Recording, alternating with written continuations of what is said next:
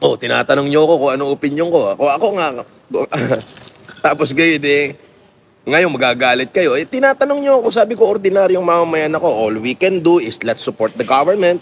The government of today, 'di ba? Let's support the government of today whom we choose to lead our nation.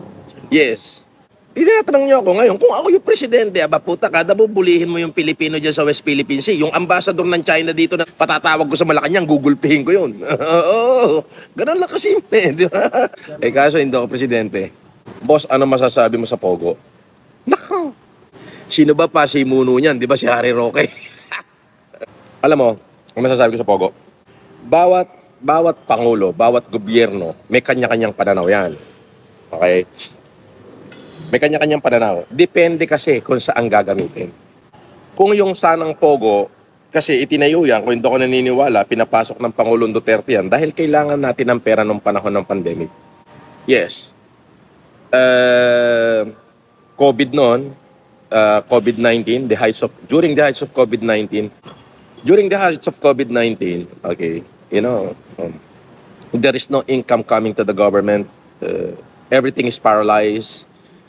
Transportation, food industry, manufacturing industry, including construction, everything is paralyzed. Yes, the only thing that works during that time is the social media, and there is no income coming to the government.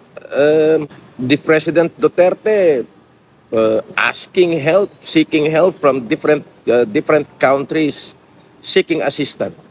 So here comes Pogo offering that they are willing to give billions after billions of dollars. So the president said, sige, anong unahin ko? Kailangan ko ng pera. So pinapasok niya yung Pogo. Yes. O nandiyan pa si Harry, naging bahagi pa ng pagpapapasok ng Pogo. So yung ika nga sabi nga ni Aristotle, it is easy to be angry. But to be angry with the right people, in the right purpose, in the right degree, that is not easy. So madaling magalit. Pwede ako magalit ngayon dahil ang Pogo nandito sa atin. Pero bakit siya pumasok? Paano ka magagalit doon sa right na tao, na right people with the right purpose and the right degree? That is not easy. So para sa akin, pagbasihan natin. Now, kung yung Pogo, ginamit sana ng mga nagtayo ng Pogo, kung ano lamang yung purpose ng Pogo, sa tingin ko hindi yun masama. Kaso ginamit nila sa extortion, ginamit nila sa illegal na na aktibidad, ginamit nila sa mga kung ano-ano, di ba? Ginamit nila sa kidnapping. So hindi maganda. Pero merong ibang mga Pogo branches na ang ginagawa lang nila kung ano talaga yung naka-indicate sa Pogo. Di ba?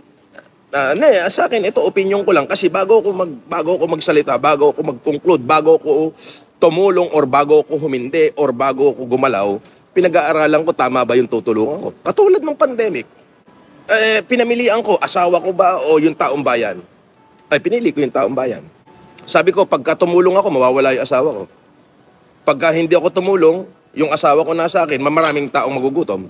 So pinili ko yung tao. So ganito rin yun. Sabi nga ni Aristotle, to be angry, it's so easy.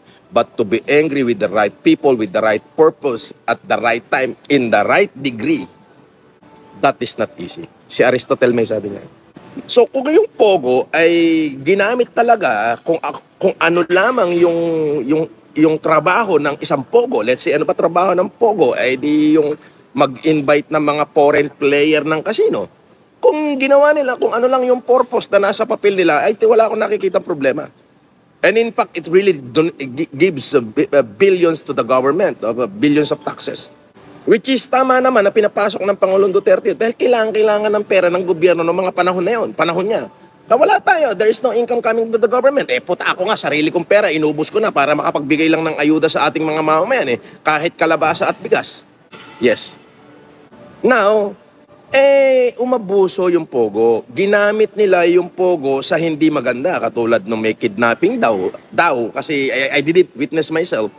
But according to those senators, may kidnapping, may extortion, may robbery, meron ng invaders. Hindi maganda.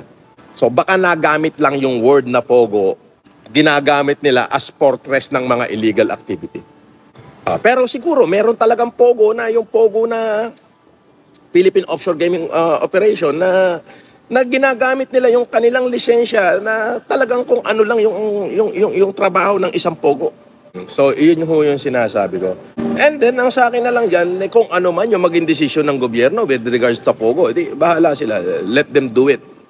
Wala ho akong participation dyan. Kasi, depende sa klase ng pogo yan. No? May pogo kasi na mga katulad nitong nandito sa mga nasa NCR, may pogo dito na malapit sa Pagcor. Ay siguro talagang offshore gaming lang talaga. Pero yung pogo dyan sa mga probinsya na may kidnapping na at may scamming, ewan ko dyan. Oo nga sir, si Sir Duterte mismo ang pumayag noon na sinabi na pogo is good, siguro nabigyan. Ayaw kong magbigay ng ganyang klaseng conclusion, no? Kasi ganito kasimple yan eh. Maaaring hindi rin alam nung dating Pangulo na merong ganyang klaseng kidnapping ang pogo. Kasi meron naman pogo dito sa malapit na talagang ang trabaho lang nila is may pogo nga sa loob mismo ng casino eh. Na magi-invite ng player sa ibang bansa para play to them. Offshore nga eh.